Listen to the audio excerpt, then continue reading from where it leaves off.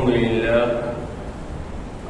لله نحمده ونستعينه ونستغفره ونؤمن به ونتوكل عليه ونعوذ بالله من شرور أنفسنا ومن سيئات أعمالنا من يهدي الله فلا مضل له ومن يضلل فلا هادي له وأشهد أن لا إله إلا الله وحده لا شريك له وأشهد أن محمدا عبده ورسوله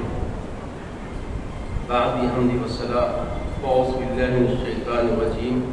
بسم الله الرحمن الرحيم يا أيها الذين آمنوا إذا قيل لكم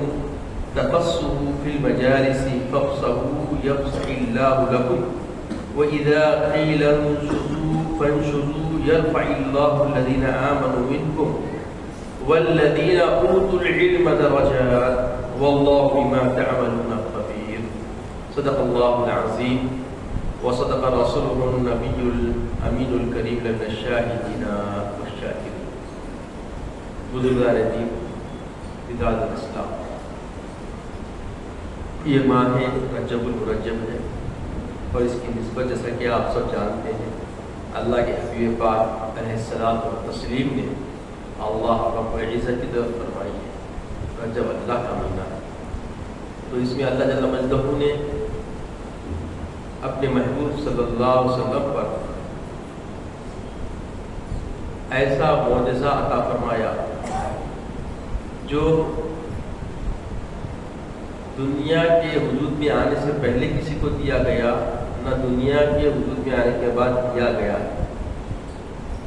ایسا معجزہ اللہ جل مجدہ نے اپنے حبیب پاک صلی اللہ علیہ وسلم کو عطا فرمایا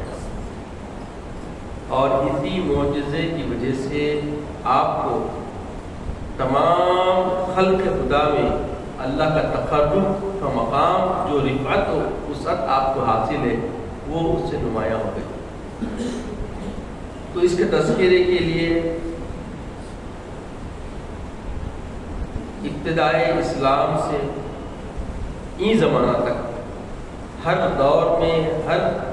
زمانے میں اس کے تذکرے ہوتے رہے اور جب جب اس کا تذکرہ کیا جائے اور اس کی تصدیق کی جائے ایمان کو فوقیت حاصل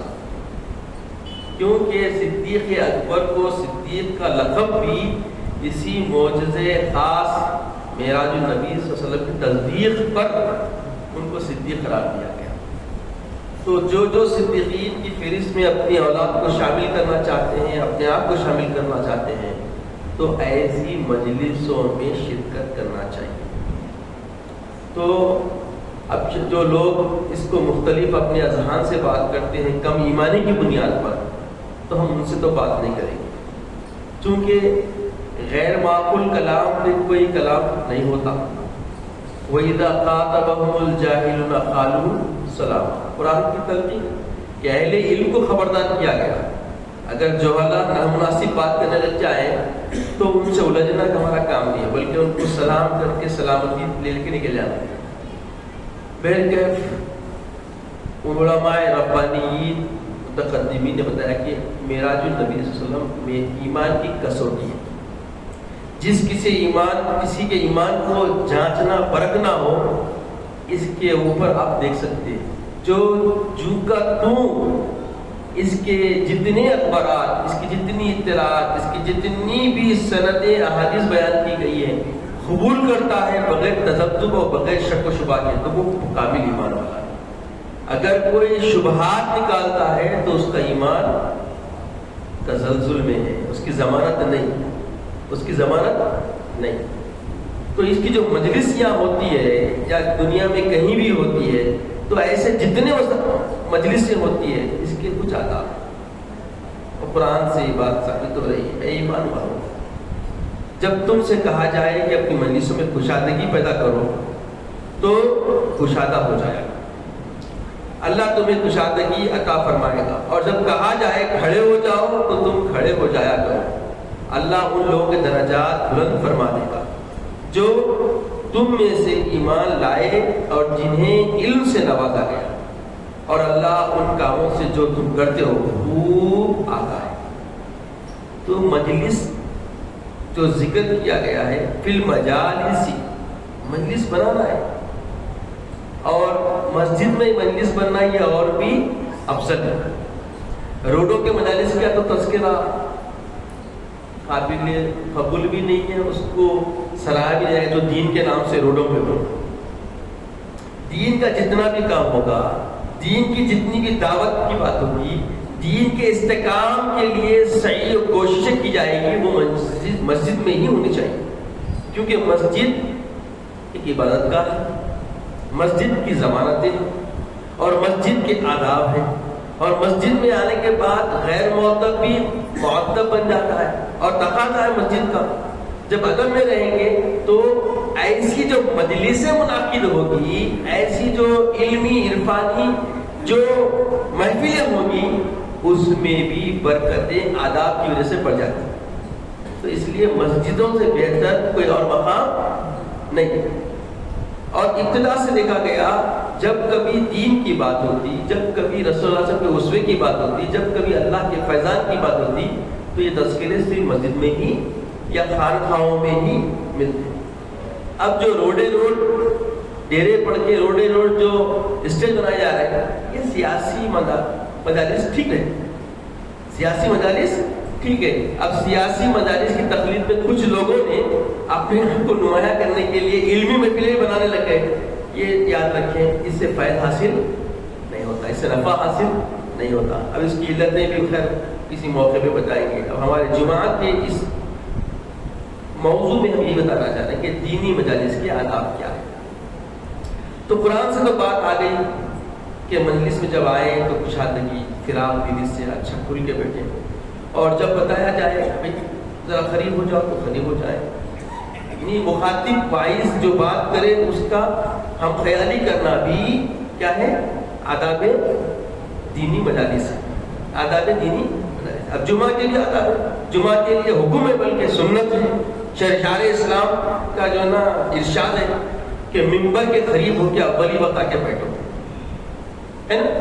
تو ممبر کے قریب بیٹھنا، سمجھ میں آئے نہ سمجھ میں آئے، خطبہ غور سے ادب سے سننا ہے، پوری توجہ سے سننا ہے۔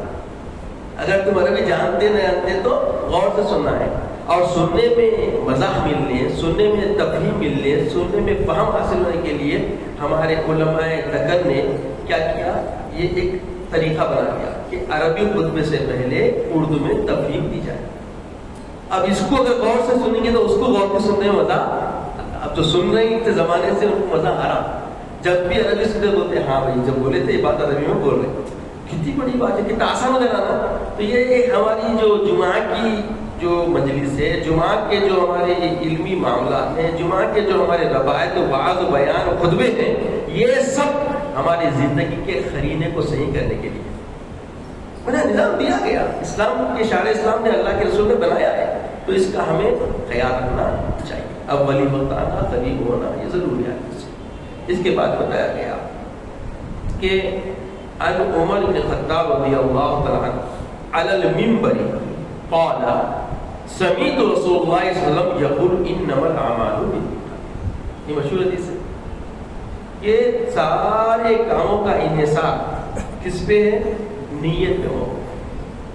آپ معراج النبی کے جلسے میں اگر آئیں گے اور نیت پاکیزہ ہوگی کہ میرے ایمان کا استحکام ہوگا، صدیقین میں شامل ہو جاؤں گا، میری نسلوں کو بھی اس سے وابستگی ہو جائے گی، یہ سوچ سے اپنے بچوں کے ساتھ، اپنے احباب کے ساتھ تشریف لائیں گے، خدا کی قسم آپ کی یہ نیت کارآمد ہوگی۔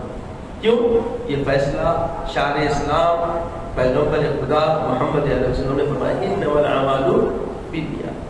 تمہارے سارے کاموں کا انحصار تمہاری نیت پر موقوف ہے۔ بتایا گیا کہ تحصیل علم کے لیے اگر آپ شریک ہوتے ہیں تو اور نفع ہے۔ عن ابی ہریرہ رضی اللہ عنہ قال رسول اللہ صلی اللہ علیہ وسلم من سلک طریقا یلتمس فیہ علما سہل اللہ لہ طریقا الی الجنہ۔